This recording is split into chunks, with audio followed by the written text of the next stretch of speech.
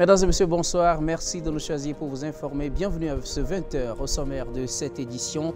Après les résultats provisoires de la présidentielle, la CENI a proclamé hier ceux des élections législatives. Environ une quinzaine de partis et de regroupements politiques se partagent les 127 sièges de l'Assemblée. Aucun n'a par contre la majorité absolue selon ces résultats provisoires. Et les autres candidats à la présidentielle ont pour la plupart d'entre eux félicité le président Roch Marc Christian Kaboré pour sa réélection dès le premier tour. Même s'il notait des irrégularités, le point de ses félicitations assure également dans cette édition. Et puis nous irons également en Éthiopie pour parler des combats dans le Tigré qui devraient prendre fin avec la prise de contrôle totale de l'armée fédérale sur la ville de Mekele, la capitale de la région dissidente du Tigré. Victoire annoncée par le Premier ministre Abiy Ahmed. Voilà pour le sommaire. Une fois encore, bonsoir et bienvenue au journal sur la chaîne africaine de télévision. Nous commençons d'abord avec ce nouveau drame qui a secoué le Nigeria. Au moins 110 civils ont été tués, froidement égorgés dans le nord-est du pays hier, jour des élections locales dans cette partie du Nigeria. Le 28 novembre, en début d'après-midi, des hommes armés sont arrivés à moto et ont mené une attaque brutale sur des hommes et des femmes qui travaillaient dans des champs à Koshobe, a déclaré ce dimanche le coordonnateur humanitaire de l'ONU au Nigeria, avec au moins 110 morts et plusieurs autres blessés. C'est la plus violente attaque contre des civils innocents cette année, a déclaré le coordonnateur de l'ONU au Nigeria. L'attaque n'a pour l'heure été revendiquée par aucun groupe djihadiste opérant dans cette région en proie à l'insécurité depuis 2009 et à la merci du groupe Boko Haram.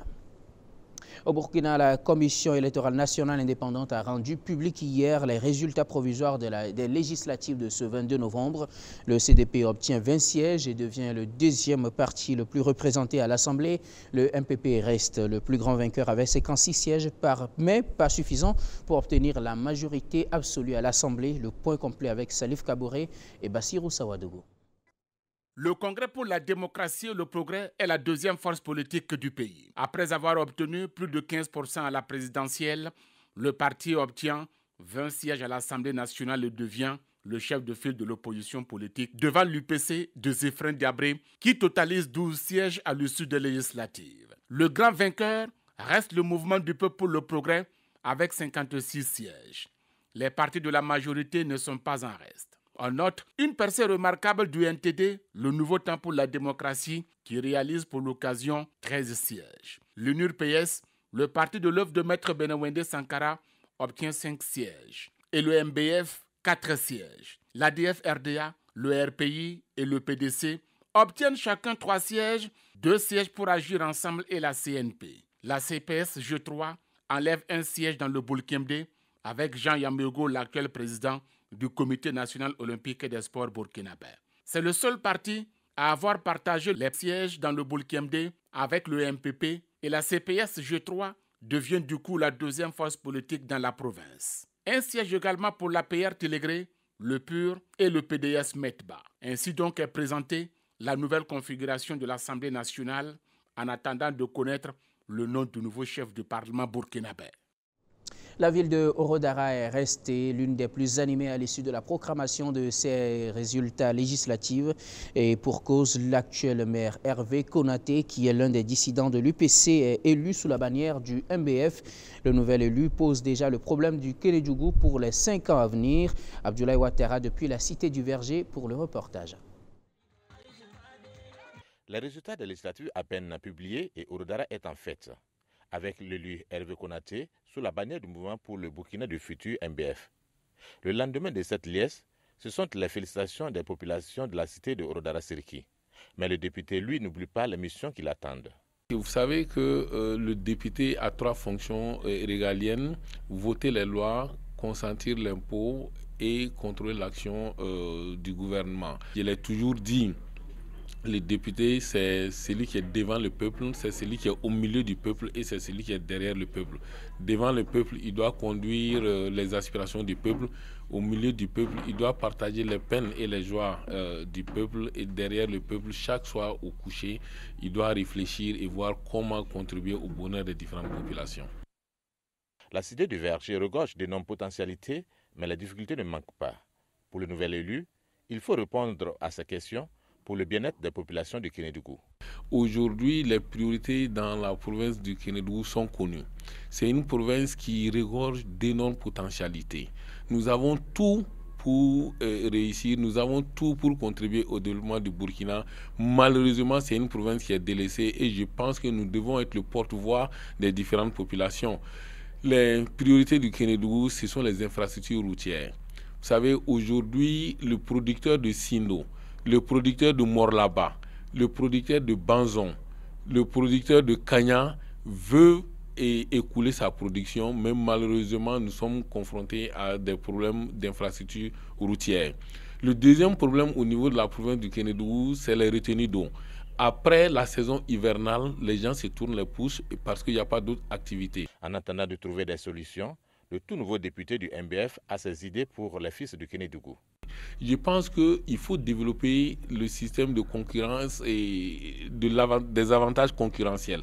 Parce qu'aujourd'hui, on réalise des barrages ailleurs, mais qui n'arrivent pas toujours à contribuer au développement du Burkina Faso. Et moi, je pense que si dans cette province, nous avions 2 barrages de nom, ou si on pouvait lancer un pôle de croissance aussi dans la province du Kénédougou, je pense que nous pourrions participer à l'autosuffisance alimentaire à hauteur d'au moins 40 à 45%. Nous voulons travailler et nous voulons marcher sur les pas de Djongolo Traoré. Djongolo Traoré fut le premier député de la province du Kénédougou. Il s'est battu pour le développement de cette province et je pense qu'il nous appartient maintenant de prendre le relais. Ces préoccupations sont bien connues de la jeunesse qui attend beaucoup des hommes politiques du Kénédougou. Nous, on attend des hommes politiques de la province du Kénédougou plus d'engagement, plus de détermination et plus de vision pour la jeunesse, plus de concret sur le terrain. Et l'air n'est plus au discours, l'air est actuellement à la réalisation des projets porteurs du développement durable de la localité. Et tout homme politique engagé dans ce sens-là ne saurait qu'être accompagné donc par la jeunesse. Et Hervé aussi, donc, est dans cette lancée. Le parti au pouvoir, le MPP et le MBF, se sont partagés les 2 sièges de députés dans le Kénédougou. Après les discours, la population dit attendre de voir les hommes politiques à l'œuvre. Les résultats de la présidentielle sont quant à eux connus depuis quelques jours, aussitôt après leur déclaration commune jeudi dernier. Suite à la publication de ces résultats provisoires, les candidats malheureux ont entamé un défilé au siège de campagne du MPP pour y féliciter Roch-Marc Christian Kaboré pour sa réélection dès le premier tour. 9 des 12 candidats malheureux ont déjà publiquement félicité le nouvel élu. On en fait le point avec Paul Miki Rwamba. 46% de suffrages exprimés est ici accueilli par Simon Compaoré qui l'a introduit chez Roch-Marc Christian Kaboré. Comme en 2015, alors qu'il est arrivé deuxième, le président de l'UPC est allé féliciter le chef de l'État réélu. Kiemdorodo Pascal Sessouma, qui a battu campagne avec son projet de supprimer l'armée et de ne garder que 4000 hommes, est finalement arrivé en 11e position avec seulement 0,70% des suffrages exprimés. Lui qui, pendant la campagne, nous a confié n'avoir jamais rencontré Roch-Marc Christian Kaboré de sa vie, s'offre ici une occasion, non pas de lui serrer la main, consigne anti-Covid-19 oblige, mais de le saluer de plus près et de le féliciter pour ses 57,87%. Le professeur Abdoulaye Souma, candidat du Soleil d'avenir, n'a pas réussi l'exploit de se faire élire président du Faso. Il n'est même pas satisfait des résultats obtenus, il l'a dit depuis son fief à Banfora. Vendredi dernier, il est allé lui aussi féliciter Roch-Marc Christian Kaboré pour sa réélection dès le premier tour du scrutin. Avec seulement 1,41% de suffrages exprimés, Abdoulaye Souma, qui s'était engagé à réduire le chômage avec des solutions concrètes, est arrivé 9e sur les 13 candidats ayant pris part à la compétition. Depuis son exil au Canada, Yacouba Isaac Zida, candidat du MPS, avait déclaré ne pas pouvoir féliciter Roch Kaboré en raison des irrégularités qui ont émaillé le vote du 22 novembre dernier. Mais comble de l'incompréhension, le chef de son parti, le professeur Augustin Loada, lui a fait le déplacement du siège de campagne du MPP à Nonsin pour y féliciter le président réélu au nom du parti à Pranton. Avant tout ceci, les tout premiers candidats à avoir fait le déplacement du siège de campagne du MPP pour féliciter Roch-Marc Christian Kaboré sont Monique Yelikam du MRB, unique dame dans la course. Elle est arrivée 12e avec 0,53%. Taïrou Bari du MCR qui, avec seulement 2,19%, est néanmoins en 5e position. Maître Gilbert Noël Ouedraogo, candidat du plus ancien parti politique, l'ADF-RDA, 7e avec 1,55%. Le docteur Ablassé Ouedraogo du parti Le Faso Autrement, 6e dans la course avec 1,80% de suffrages exprimés. Ainsi donc, 9 des 12 candidats malheureux ont déjà publiquement félicité Roch-Marc Christian Kaboré pour sa réélection comme président du Faso. Seuls les candidats Ambroise Farama, Claude Aimé Tassambedo et Edi Kombego, très probables chefs de file de l'opposition, n'ont pas encore, du moins publiquement, félicité Roch-Marc Christian Kaboré. Peut-être attend-il logiquement la fin du contentieux électoral en cours et la proclamation des résultats définitifs par le Conseil constitutionnel.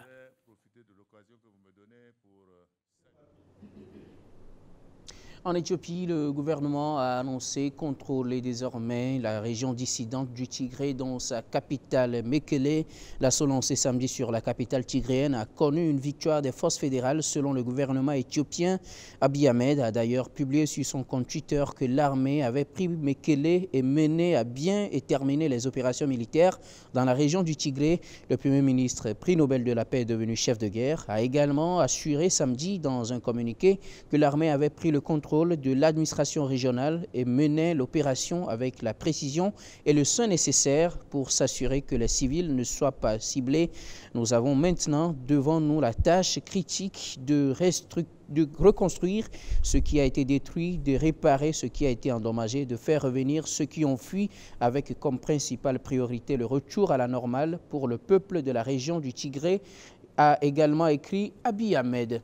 Et parlant de ceux qui ont fui la région du Tigré pour leur sécurité à cause des combats, le Soudan a besoin de 150 millions de dollars, soit 125 millions d'euros d'aide pour faire face au flot de réfugiés éthiopiens qui traversent sa frontière en provenance de la région dissidente du Tigré en conflit, a déclaré samedi un responsable de l'ONU.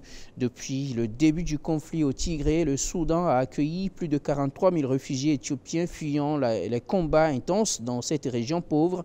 Cette aide devrait permettre de fournir à ces réfugiés de l'eau, des abris et des services de santé, a déclaré le haut-commissaire des Nations Unies pour les réfugiés HCR, Filippo Grandi, lors d'une visite dans un camp de réfugiés. M. Grandi a appelé les donateurs à fournir ces fonds au Soudan dès que possible. De 500 à 600 réfugiés traversent encore la frontière chaque jour.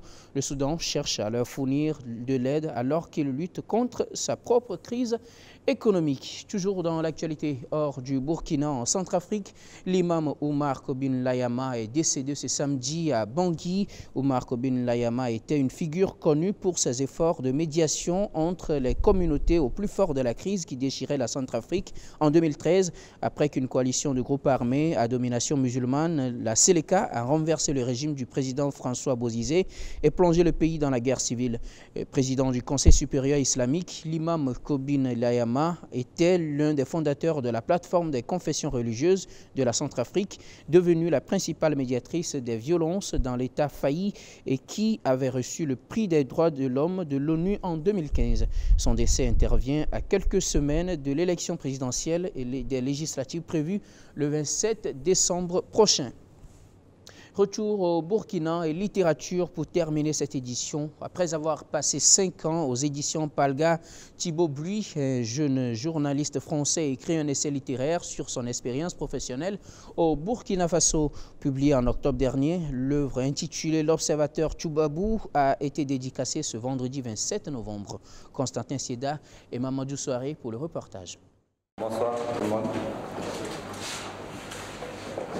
Parcourir 246 pages pour s'enquérir de 3 événements majeurs ayant marqué l'histoire du Burkina Faso. C'est l'objectif recherché à travers l'écrit de ce livre intitulé Observateur Toubabou. Les 3 événements majeurs relayés dans ce document sont entre autres l'insurrection populaire de 2014, la transition et le putsch manqué de 2015. L'auteur revient sur les raisons de son écrit. Quand je suis rentré en France après 1 an au Burkina, Burkina, je me suis aperçu que, en discutant avec des Français, ils n'avaient pas entendu parler de tout ce qui s'était passé au Burkina Faso, ou très peu, dans cette période-là. Alors que pourtant, c'était quand même 3 événements historiques dans le laps de temps de 10 mois pendant lesquels j'ai vécu ici.